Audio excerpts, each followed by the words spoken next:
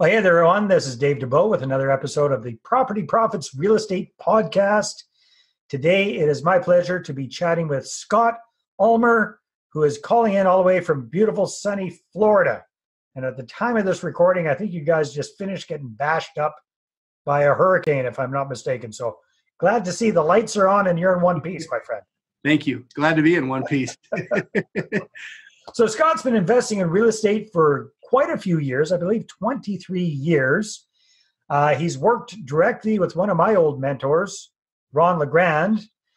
He's coached and taught a lot of very, very successful real estate entrepreneurs, including Chris Prefontaine. And Scott's big focus these days is on a slightly unique twist to the old rent-to-own strategy. So, Scott, it's great to have you on the call today. Thank you for having me. My pleasure. So first of all, first things first, how did you get involved in the whole crazy world of real estate in the first place? Well, I had the distinct pleasure of being a kind of a real estate kid. My father, it's kind of a neat story, and I'll condense it for the purpose of this podcast. But back in, I think, 1983, there was a book, How to Wake the Financial Genius Inside of You by Mark Haroldsen. I don't know if you remember that. I don't. This was title. What's that? It's a good title.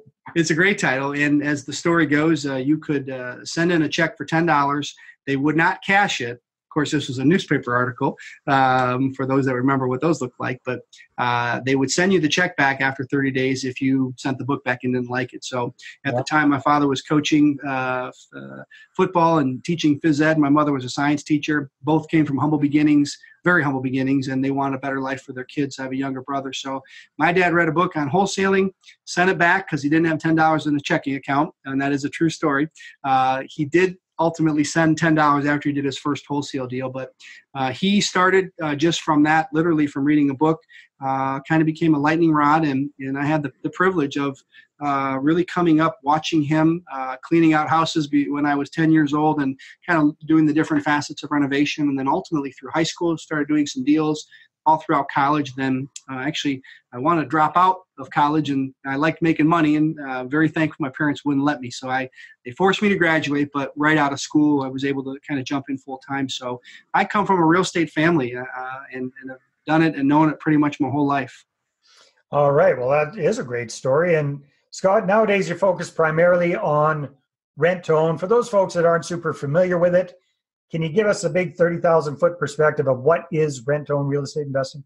Sure, absolutely. What's kind of funny is we were speaking somewhere, and we had a gentleman who had been 41 years in real estate investing, also happened to be a lawyer and a CPA, kind of a triple whammy there. But he came and saw us speak all 3 days, which we were honored by. But he said, Scott, looks to me like you've taken an old strategy, you spit shined it, prettied it up, and put a bow around it. And I said, that's probably not inaccurate. So at the end of the day, we didn't create this. I wouldn't even say that we're pioneers. These strategies have been around for a long time. But I will say with full candor, Dave, we've made about every mistake in the book. And I think that's how you learn, that you find out what works and what doesn't, obviously through trial and error. And so a lot of trial and error. Rent to own from a 30,000 foot perspective, I would define it as this. There is a gap in the real estate world. Folks that can walk into a bank and qualify for a traditional mortgage today and those that cannot. There's really no mid-ground in there, certainly not a national presence that really has the intent of seeing the homeowner the tenant become a successful homeowner. And so what it is, very simply, we work with folks who can afford a mortgage, who can afford a down payment, but for a multitude of reasons may not be able to walk into the bank and qualify today for a traditional loan. We work with those folks. We will get them into a home. They will put a down payment, which is non-refundable. They'll make payments for a period of time, and ultimately will be responsible for obtaining a traditional mortgage within that window of time. So 30,000 foot view, that's really the simple answer, is just kind of they're making payments until such time they can qualify for a traditional mortgage. We have a couple distinctions there that make us different, I think, and but as a whole, that's really the 30,000 foot view. All right. So back in the day when I learned about rent to own for the first time, which was from our mutual friend, Ron Legrand, it was a bit of it still has kind of a sleazy reputation because there are a lot of rip-off artists in the business, unfortunately. So a big challenge in the past or in nowadays sometimes as well is you get the rent-own entrepreneur or the real estate investor, as it were, and they get somebody into a house on a rent-own basis, and whether the person makes it or not, they don't really care, because if that person doesn't make it, they get kicked out and they bring somebody else into the deal and just kind of rinse and repeat. And there's been a lot of bad press about rent-own because of that. So I know you guys do something different. That's what you really pride yourself on. Tell us a little bit about what you do that's different than what those sleazy rent-own operators have done in the past. Sure. No, and I appreciate that. What's interesting is we will always retain local counsel, any market that we're in, and legal counsel and attorney. And one of the very first things I tell them is that any real estate attorney that's been around the block has seen a scenario like that, where you have an investor that will take a down payment from a buyer, and at the first sign of trouble, do everything they can to kick them out so they can rinse and repeat. Now, there are theories around that, and certainly not my place to judge. The difference in our world is this, Dave. We really want our buyers to become the homeowner. And so our approach with them is distinctly different from how we qualify. So right up front, we're working with folks. Again, they have to have down payment requirements. We require 5 to 10% of the asking price of the home. We do have a minimum $10,000. Now, we're working in price ranges in Jacksonville, Florida, as an example. 200 to 500,000, maybe 150 to 500. We've done them lower, we've done them higher, but we've identified that as really the sweet spot. Those are folks that have significant down payments. That's how we get paid ultimately. And ultimately their success rate is greater than those maybe that would be on a lower end of the spectrum as far as price points. But what we do with our buyers is we take them through an underwriting process that's about identical to Bank of America or Wells Fargo. We're looking at 2 years worth of tax returns, bank statements, pay stubs, income verification. They're factoring debt to income ratio, debt ratio, pulling scores, identifying mid-score, all of the things that go into the qualification of a traditional borrower at a Bank of America. The big difference is we're not looking to see if they're going to be qualified today. Back before 2008, you could have folks that told you I've got terrible credit and no credentials, and they're qualified for 125% of the value of the home. Part of why we got in trouble in 2008. Those days are big part of why you got in trouble in 2008. Big time. Stated income and all the other crazy things that still perplex me when I think about them today. But we want to make sure that we are looking very closely at our buyers, not to see if they're qualified, but why they're not qualified. What are the reasons you can't get a mortgage, number one? And number two, what are the exact steps you need to take, and in what time frame should you be able to achieve those items?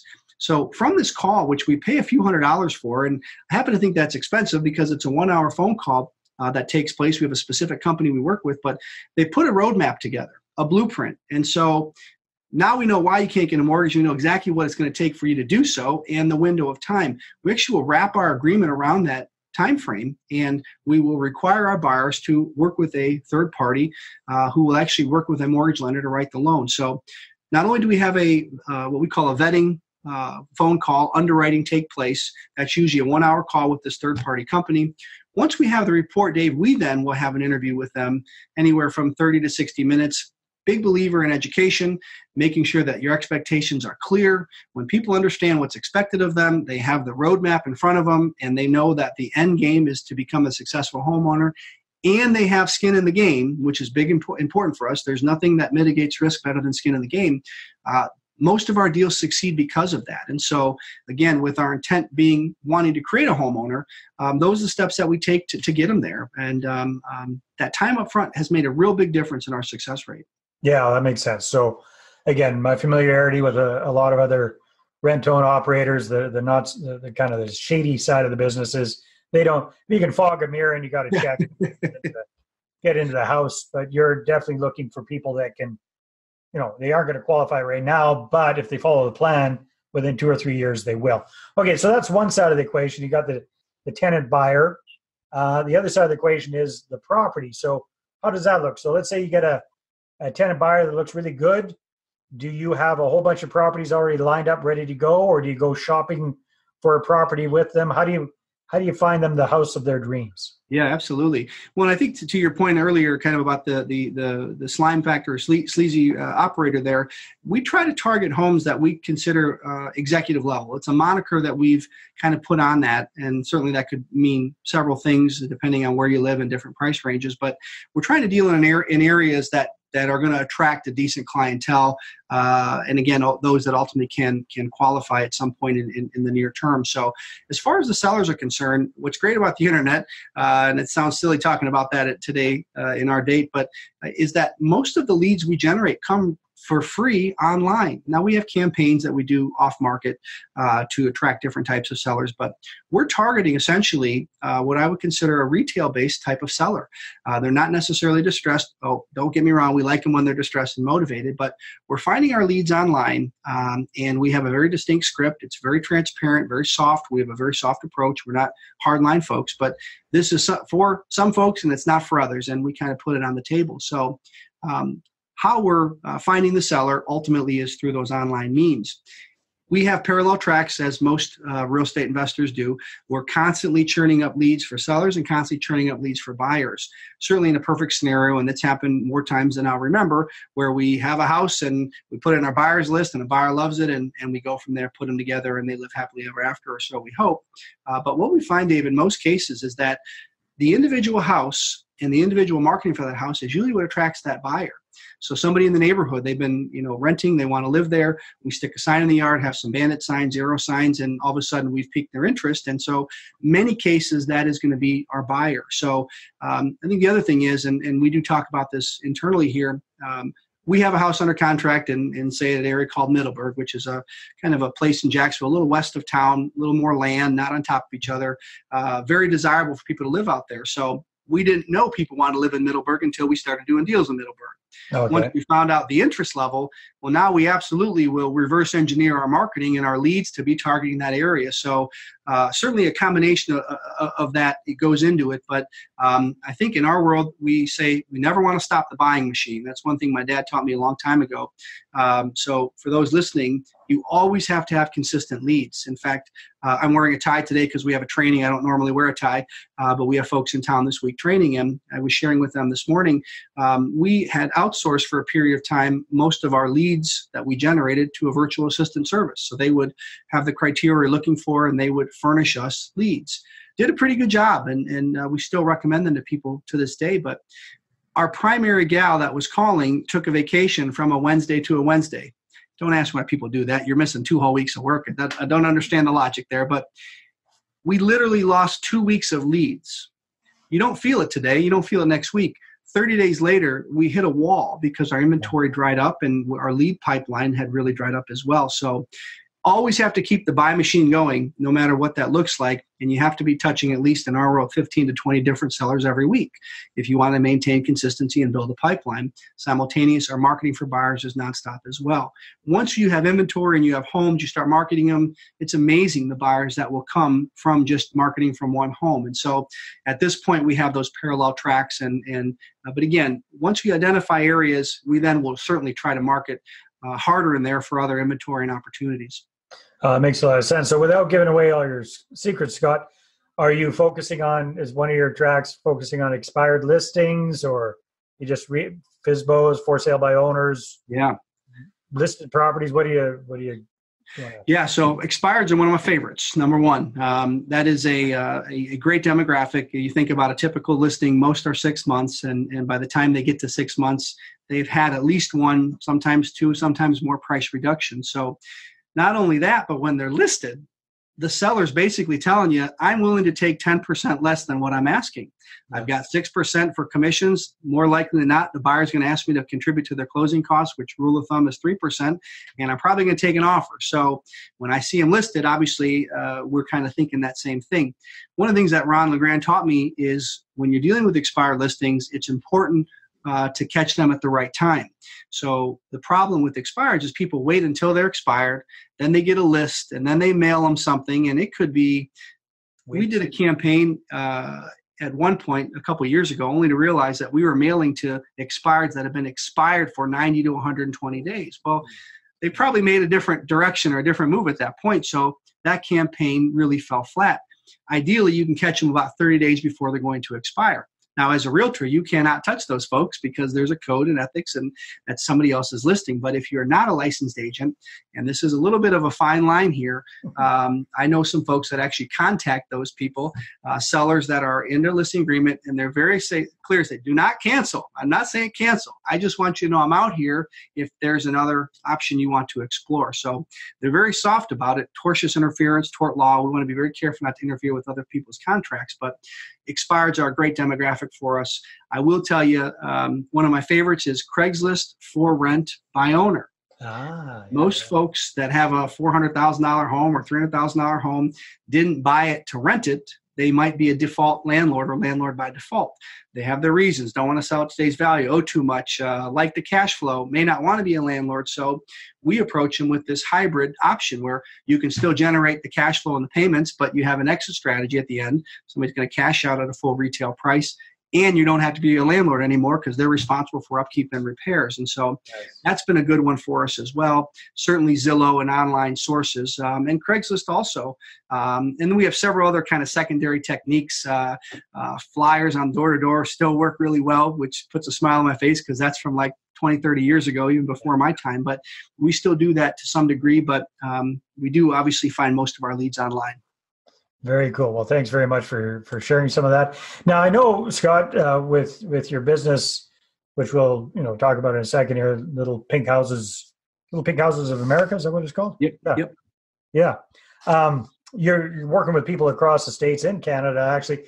So just out of curiosity, I mean, I understand in Florida you got a huge population base. Does this kind of stuff work in smaller markets too? What have you found in smaller markets? In order for somebody to have a decent business out of this? Yeah. You want to know what's amazing is that we find the smaller markets are, in many cases, much more lucrative than the big markets. And there are probably a couple, say again? Less competition? Yeah, I was going to say there's a couple reasons for it, and less competition. And we've got a couple of other thoughts that are around that, but it absolutely works in small markets as well as big markets. There's no question about that. And so what I've learned, Dave, is that in every market, there are folks that can afford a mortgage and a down payment may not be able to walk into the bank and qualify. So there are buyers everywhere that fit that. I'll also say this, because I don't know that people always know that. Again, I'm in a training today, so I shared this morning, but in Jacksonville, and this is statistics within the last 6 months, 1 out of every 4 deals written by a realtor fall apart at or before the closing because of financing. Really? So out of 100 buyers, 25 of them fall through with traditional MLS deals in Jacksonville within the last 6 months. That's the statistic. So to me, that's staggering. I mean, maybe it's par for the course, but those out of 100 deals written by realtors, 25 fall apart. Those 25 are our buyers. That's perfect. These are folks that had enough chutzpah, if you will, to get a pre-approval, get to the point where they're in the car, driving around with a realtor, finding a house they like, negotiating on it, offering it contingent on financing, and ultimately getting denied for their permanent. So they had enough of the right stuff to get there, but obviously fell a little short. That really is perfect for us. In Las Vegas right now, it's 4 out of every 10. Wow. So again, 40 out of 100. Again, staggering to me, but those are real-time statistics. And so having said that, there are buyers everywhere. The key is the marketing. Most folks don't know that this option exists. They don't know it exists in nice areas. They have that preconceived notion that it's either for lower price point homes or lower end junker type deals, and that just couldn't be further from the truth, at least in our world. So there are buyers in every market, and if you're in a small market listening to it, there's no question that there's some great opportunities there. Awesome, Scott.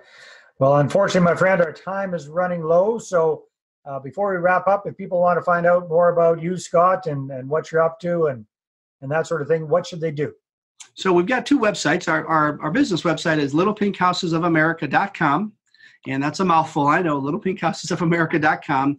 That's our primary site. And then if anyone that's interested in finding out more about us and some of the opportunities we offer, it's pinkaffiliates.com. Pink Affiliates, that's plural.com. We're in the process of becoming a franchise, by the way. It's something we're really excited about. And so we're working with folks all over the country, and we do have 3 folks up in Canada in the different provinces that we're working with. And if you want to check us out, those would be the sites to find us. Okay, dumb question. How did you come up with the name Little Pink Houses of America? Hey, no such thing as a dumb question. So I actually just shared that this morning. And so I'll make a very long story short. Back in 2004, I had the distinct pleasure and privilege of meeting with a franchise lawyer.